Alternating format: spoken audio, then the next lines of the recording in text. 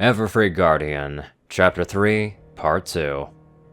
The griffin staggered as Nate's fist had connected with her beaked jaw. The lanky yet sexy figure smashed into another vendor stand and sent all the merchandise onto the ground. Fluttershy, no longer on the verge of tears, was wide-eyed in surprise, as she found her human here, smack dab in the middle of the town that he's avoided for weeks on end. Every pony else was stunned silent. No pony did anything as the griffin recuperated from that hit. Once the pain went away, she was only met with a hand wrapping around her throat. Pushed past the stand, she was forced up against the wall by the faceless human, clutching his arm with her talons. It surprised every pony to see what they presumed to be another pony handling the griffin as he was, but to Nate, this wasn't nearly so. He knew the physiology of the creatures here in Equestria, or the common ones anyway. He knew who were strong, who were smart, who were cunning, and who were aces in the air or on the ground.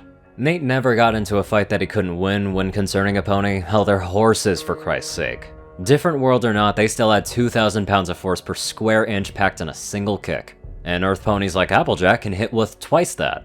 Ponies were tough fighters, but griffins?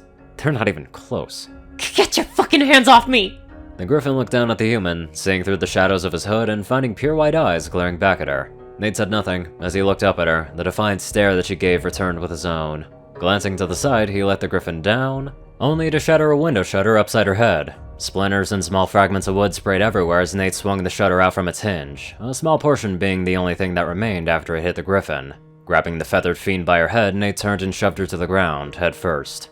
Before she could react and respond to his aggressiveness, her head was curb-stomped into the mud that she was laying in. Bubbles and small splashes of murky dirt displaced as she delved deeper into the puddle, gurgling and gasping for air. Stepping away from the griffin, Nate glared down at her as she hacked and coughed, unable to fling another insult towards the human as she was spitting wet dirt and grass out of her broken beak. A moment of silence passed throughout the whole district before Nate turned and walked away, flicking the blood off of his gloved hands. Looking around after leaving the griffin alone, he couldn't spot Fluttershy. She must have gone home when the commotion got heated. Looking down at the ducks that she left behind, he knelt down to them, reaching out his hand to Mama and Papa. With slight hesitation, they leered their heads forward, pecking at his fingers lightly, before the ducklings approached thereafter. Nate lowered the same hand to them, watching as one of them climbed into his palm. The antics of the babies would bring a smile to anyone. Well, better bring you guys to Fluttershy's cottage. He placed the duckling down next to its parents and stood back up. The feathered creatures looked up at him, as if expecting him to lead the way. Sighing, he turned and began making his way back down the path that he took into the shopping district. Glancing over his shoulder every now and again, he found the little ones tailing him, the parents following suit. He rolled his eyes as he put his hands in his pockets. I am not ready for kids. To say Fluttershy was in a bad mood was an understatement. She had just returned home from a trip out to Las Pegasus for an animal shelter that required her attention and nursery, only to be given the worst welcome home that she ever had. Helping out those ducklings as their parents made their way through Ponyville wasn't a hassle or a bore at all. Fluttershy always loved hanging out with animals and helping them when they needed it. It's her talents, it's her style, and it's what she does for a living. She enjoys it and would trade everything that she could to keep doing it. But no. Her day got bad and soon she actually got to Ponyville. She didn't know why, but ponies just seemed nastier today. Pinkie Pie had been hard at work setting up parties, and she assumed that she was setting up so many at a time, and the town hadn't had any fun for a good while. Hopefully that changes soon, because Fluttershy was put into a bad mood the second something unnecessary was said to her by another mare. And then to top that off, some griffin began yelling at her for a mistake, an accident. Had it not been for her human friends, things would have escalated to a point where she couldn't get away from it. The taller, well-built creature would have wiped the dirt with her face and shamed her to the whole town. She was grateful to Nathan Schmidt, though she was also shocked to find him in town. It was a welcome change to see him, but Fluttershy wagered that this was his introduction to the town. The first time there, and most likely his last. Now the Yellow Pegasus is back home, on the verge of crying once again. In her haste to get away, she left behind the ducks that she was escorting, leaving them at the mercy of whatever would come across them. She was a horrible caretaker for leaving them behind, and was trying to get the resolve and courage to go back. However, as she stood up from her couch, a noise at the door snapped her from her stupor. The 3 knocks, a triple pattern that she recognized. Rushing to the door, she swiftly unlocked and opened it. There at her front door was the Everfree human himself. Cradled in his arms were about a dozen ducklings with a mother and father standing on his shoulders. Nate? Are these ones yours? The little ones began honking away with their tiny voices as the mother bit at the side of Nate's hood. Giggling softly and brought up in slightly better spirits, Fluttershy let Nate in, ushering him to let the family of ducks down in the living room. Depositing them onto the carpet, they crowded towards their parents as they jumped off Nate's shoulders. Standing back up, the human watched as other birds and animals came from different parts of Fluttershy's cottage, greeting them with curiosity and intrigue. Nate huffed at the interaction, then turned to Fluttershy as she seemed to be covering her face slightly with her mane. He knew exactly why. Flutters, are you alright? Nate's frown deepened as he was only greeted with a silence by the mare. He didn't blame her. With what just happened in Ponyville, that was likely the first time that she or any other pony in the town witnessed violence of that level of ferocity. The human wasn't stupid. He knew this land of harmony had its occasional discordance. Fights break out and even war was a thing a few times here, if the history books were correct. But for civil disputes, he wagered no pony would expect it to escalate to the point where blood was drawn. Taking another glance at Fluttershy, his already prevalent shame intensified as he turned and made for the door. That is, until Fluttershy stopped him, taking his hand into hers. Turning around to her, he found her staring at the floor, a look of conflict on her face as her eyes shifted slightly every now and again. Looking up at her human friend, she saw only the darkness of the shadows cast by his hood staring back at her. After another long silence, Nate gave her hand a squeeze. I'm sorry that you had to see all that. That was me. It's what I'm used to, especially in situations like that, with the kind of people that could compare to that griffin. He faced her as he softened his grip on her hand. I didn't mean to scare you. I know. And it's okay. I know I really shouldn't be saying this, but she did kinda deserve it. Nate rose an eyebrow as he eyed the shy and good-natured Pegasus. Huh. You. Of all ponies, you thought that she deserved it? She was mean and foul-mouthed, Nate. Not only that, but if you hadn't shown up, she would have hurt me and probably others too. Even ponies have limits.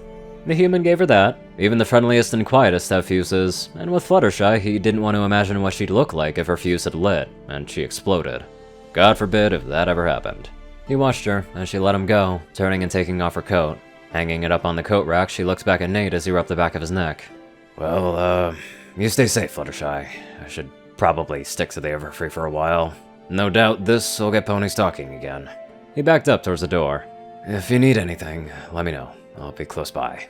Fluttershy looked towards him as she slipped on her trademark green sweater. Perking up as he was at the door, she raced after him. Wait, Nate! He turned back to her as she caught up to him, placing a hand on his shoulder. Can I ask you for a favor? I know you were just in town, but I don't want you to think of what happened represented our town. Not for a first-timer like you. She reached into her pocket and handed an invitation to him. There's a party going on later tonight. Will you please come? I promise it will be a much more pleasant experience than what you and I have been through already. Nate stared at her for a good minute before shifting his attention down to the invite. Pursing his lips as he flipped it over, he fought with his brain and his heart, arguing back and forth with either side of his subconscious to make a decision. On one side, he didn't want to expose himself further, even if it's something festive like a party. He doesn't trust ponies or any species on this planet, save for Fluttershy and the apples. This part of him wanted to return to the solitude of his home in the forest and stay there for the next few weeks.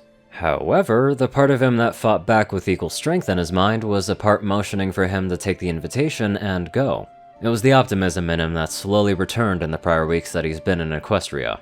Slowly, he's been warming up to the idea of meeting others again, though even this side of him wanted to keep his guns and weapons close by, even in a situation like that.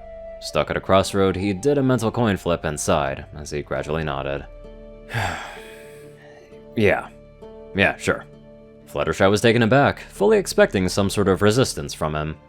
Are you sure? I don't want you to do anything that you're completely uncomfortable with. It was just a question, there's no pressure. Nate shook his head as he pocketed the invitation. Fluttershy, I've been living on the outside of Ponyville for God knows how long, and I don't know how much longer things will stay that way. I'll have to come out of the Everfree sooner or later, be it a party or another fight. He turned away, putting his hands back into his pockets. Might as well rip the bandage off quick, then slowly peel it away. Fluttershy smiled for what felt like the first time today. She couldn't believe what she was hearing. Her isolated friend was finally warming up to the idea of making friends. There was still hope for him after all. She made a silent squee to herself as Nate began to walk off her steps and onto the dirt. Watching him go, Fluttershy wrung her hands together, twiddling her thumbs as she bit her lip. After thinking to herself intently, she went after Nate a second time. Wait a second, one more thing, Nate. The human turned to her again, and she stopped in front of him, grabbing him by both shoulders as he faced her. Thank you. I really do mean that. You're welcome, Flutter. Nate was caught off guard as the yellow Pegasus got really bold all of a sudden. Her lips had connected with his, locking them together as Fluttershy engaged them in a surprisingly passionate kiss.